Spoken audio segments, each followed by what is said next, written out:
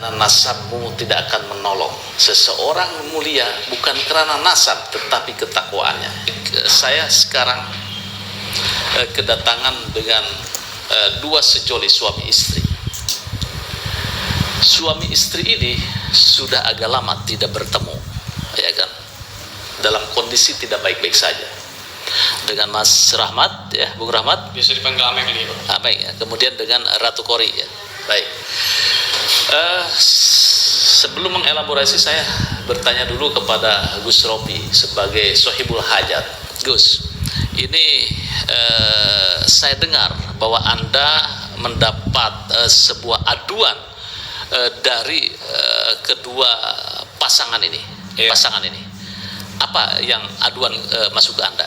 Iya, pagi-pagi itu viral Mas Yusuf ya tentang Ratu Kori ini di berbagai grup WA, termasuk grup WA santrinya Gus Dur, relawan NU, dan ada kiai yang menjabri saya. Ketum, ini ada berita bagus, tolong dibantu gitu. Nah, akhirnya saya buka lah. Wah, ternyata kasusnya seperti yang hampir sama dengan kasus yang saya tangani juga, yaitu Mbak Zeda Salim. Mirip-mirip ya. Yang ini lebih ngeri. Lebih ngerinya karena perempuan ini masih menyandang status sebagai istri sah Bung Rahmat. Jadi yang datang duluan mengadu dan ketemu itu Mbak Ratu Kori, ya. Iya, ya. Nah, beliau cerita, jadi cekak cingkrangnya begini ceritanya. Jadi beliau ini kan gelisah, panik, terus labil lah, masih labil karena ada persoalan rumah tangga terlebih dahulu, lalu mengadulah kepada si oknum Habib yang berinisial RA itu. Japri di Instagram, terus kemudian janji ketemuan. Nah, ketemuanlah di restoran, ya. Restoran kebetulan ada hotelnya. Oke. Nah, ketika ketemu di restoran, saya tanya apa yang terjadi. Ya sudah, habis konsultasi masalah agama, masalah ketenangan hati dan lain-lain. Lalu kemudian jam 9 malam dia pamit pulang. Nah, sama si Habib, oknum Habib tersebut itu dia nggak boleh pulang. Kamu jangan pulang, kamu tidur di sini aja, istirahat di sini aja. Mungkin bagi Mbak Kori, ya Allah baik banget ini Habib melindungi perempuan, kan itu kan? Karena perempuan keluar di atas jam 21 itu kan kurang pas lah kan gitu, takut ada apa-apa, ada rampok, ada apa. Dia husnudon, sedangkan ininya polos-polos aja gitu loh. Oke. Nah, selanjutnya yang terjadi apa? Ya sampai tanya. Oke, iya. Apa yang membuat ya Anda itu berkonsultasi dengan oknum Habib ini, dan kenalnya dari di mana? Iya, saya pertamanya itu nge-scroll sosial media, yaitu TikTok, ya kan. Saya ngeliat ceramah-ceramah dari berbagai Habib-Habib, terus dia lewat terus gitu. Saya tertarik juga karena di situ ada cerita tentang bagaimana perlakuan istri dan suami gitu, baiknya seperti apa gitu kan. Lalu kemudian saya tertarik gitu Pak, saya tertarik, ya saya memberi ucap salam di Instagram sebagaimana orang-orang jemaah lainnya mengucapkan salam gitu. Terus akhirnya dibalas dengan baik dengan beliau. Di situ berbincang-bincang, saya juga udah sharing bahwa saya dengan suami pada saat ini ada kerenggangan gitu. Saya tidak mendapatkan kasih sayang dari suami saya pada saat itu kan. Jadi saya tuh niatnya memang ingin mendapatkan pencerahan gitu. Memang di situ beliau seperti ini, Kori, seperti ini. Nah, ada lain kesempatan saya bertemu dengan beliau. Pas pada saat itu di tanggal sekian saya udah mau berangkat, tapi saya tanya apa ini kita ketemu di kajian. Saya sudah nanya seperti itu. Tidak ada hari ini Habib, tidak ada kajian. Terus aku tanya gitu, ya kita ketemu di restoran saja. Namanya saya sudah siap-siap, saya juga pengen bersilaturahmi. Akhirnya saya datang dari Serang menuju Jakarta. Iya, lalu kami berbincang-bincang di restoran tersebut selama 2 jam. Ketika saya mau pulang, ditawarinlah kamar yang seperti sudah dibicarakan sama Bu Gus ini. Oke, iya.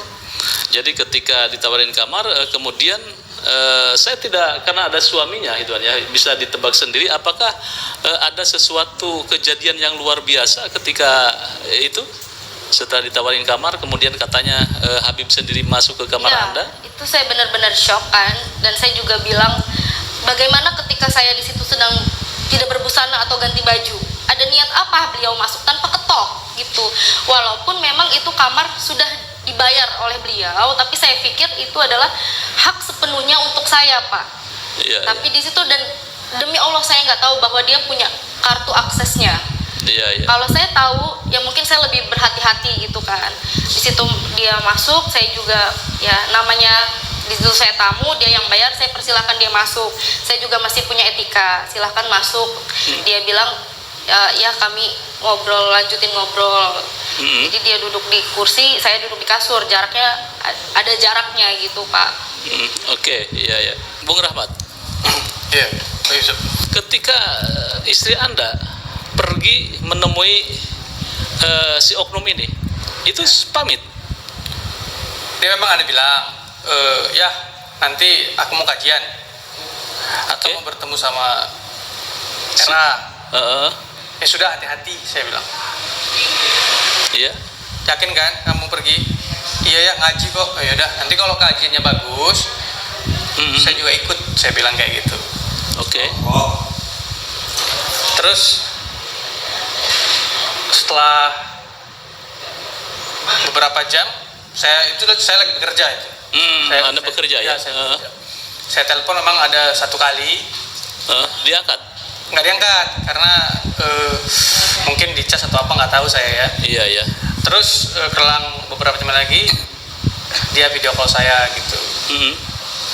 Berada di mana? Udah dalam kamar hotel sama temennya. Loh, kamu sama siapa? Sama si Mila. Oh, habis ngapain? Ada ngobrol-ngobrol aja tadi masalah bisnis ini itu, nanti ayah kesini ya gitu. Kita bisnis bareng sama RA. Oh, tapi saya nggak percaya. Iya. Saya nggak percaya.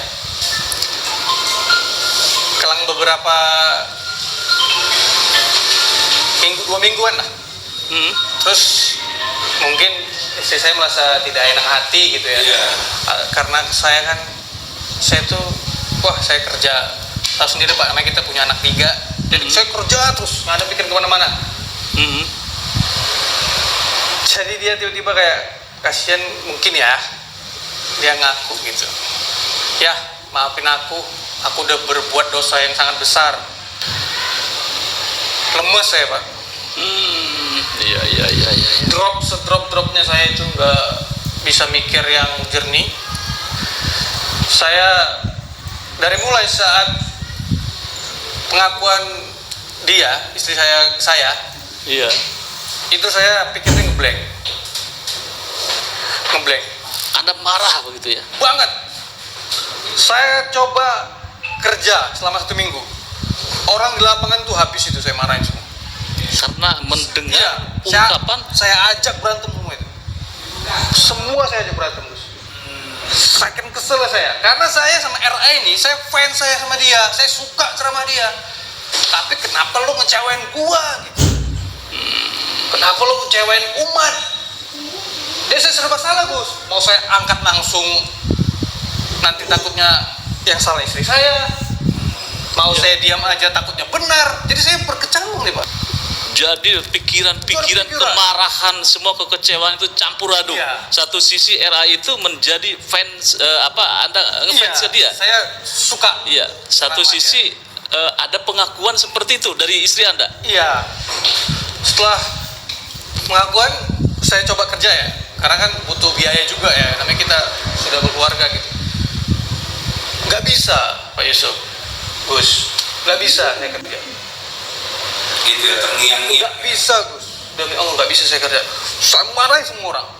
Kok begini agama saya, saking sakitnya hati saya itu. Kecewanya double saya. Ini dia seorang alim ulama nih. Dia juga buat saya kecewa juga parah. Jadi bercampur-campur nih Gus. Pak Yusuf, bercampur-campur. Jadi akhirnya setelah itu hubungan Anda semakin renggang. Semakin renggang lah. Mau gimana? Bingung makin saya. Yang tadinya pikir saya kalau Iya. ikut kajian atau siraman rohani dari beliau itu pasti mendinginkan. Seperti inilah kayak Gus Rofi, Pak Yusuf. termasuk mendinginkan ini. Walaupun saya kesel banget sama dia ini, tapi kan ada etikat baik Pak Yusuf sama Gus Rofi untuk menyatukan, pertemukan. Iya. Coba ngobrol baik-baik, apa solusinya, kan begitu. Kalau yang memang niat yang bagus kan gitu. Ya, baik. Ini adalah sebuah pertemuan pertama pasca mereka bertengkar, betul? Iya. Dan mereka sekarang sebetulnya sudah pisah rumah ya? Iya. Pisah rumah ya? Pisah rumah. Oke, pisah rumah kedua ini. Ratu Kori, apa sebetulnya yang terjadi Anda dengan oknum Habib sehingga suami Anda ini marah luar biasa sampai sekarang Anda itu pisah rumah? Jadi memang ada kejadian yang tidak sangat disayangkan sekali di kamar hotel itu. Lalu saya merasa ada unek-unek kalau saya nggak jujur gitu Ke suami? ya. Akhirnya pada saat itu saya mencoba untuk memberanikan diri. Saya meminta maaf gitu ya. Maaf, saya sudah melakukan hal yang tidak patut, yang sepatutnya gitu, tidak. Kemudian ya suami saya memberontak, maki-maki saya juga gitu. Ya saya sih nggak apa-apa nerima karena itu adalah kesalahan saya gitu. Terima kasih untuk Gus dan Bapak udah mempertemukan saya dengan suami. Di sini saya mau minta maaf kepada suami saya, Bang Ame. Mohon maaf apabila perbuatan saya kemarin itu menyakiti hatimu, menyakiti keluarga besar kita. Saya minta maaf, tapi di sini saya butuh keadilan juga dan gak mau ada korban lainnya. Semoga kamu bisa maafin aku. Udah Pak, itu aja. Ya, sebetulnya kedua sosok ini masih pasangan suami istri. Sejatinya dua sosok ini masih saling cinta, tetapi karena kemarahan sang suami atas kecelakaan. Tetapi saya apresiasi bahwa istri Anda itu jujur mengungkapkan. Tadi sudah mengatakan minta maaf. Apakah Anda masih tetap dendam dan ingin mencari keadilan terhadap sosok RA, atau mengkonfrontasi pengakuan dari Ratu Kori dengan saudara RA? Ya, itu juga yang saya apresiasi. Istri saya berani jujur, berani mengungkapkan yang sebenar-benarnya.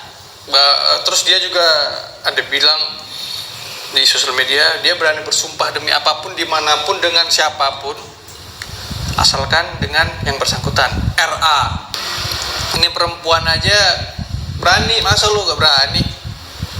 Ya, Bung Rahmat, tadi istri Anda sudah cukup fair menurut saya, jujur, dan Anda meminta keadilan terhadap RA. Apa yang akan Anda tuntut dari RA, dan apa yang ingin Anda sampaikan terhadap RA, terhadap eksiden ini? RA, gue tantang lo, kalau emang lo laki, lo klarifikasi, jangan lari sana kemari, lo arahin ke admin. Ngapain? Lo arahin ke pengacara, lo yang dateng. Gue 3 bulan di sini udah gak kerja gara-gara lo. Rumah tangga gue hancur. Semua keluarga gue hancur, tau gak lo? 3 bulan gue sabar banget, gue gak mau aib itu sebar, tapi lo yang mau. Lo kayak nyepelin gue, lo pikir gue sampah apa? Ya, saya tidak bisa memungkiri kemarahan seorang suami. Andai Anda seorang suami pun mungkin akan sama apa yang dilakukan oleh Bung Rahmat. Ratu Kori, Anda sudah melihat bagaimana kemarahan suami Anda.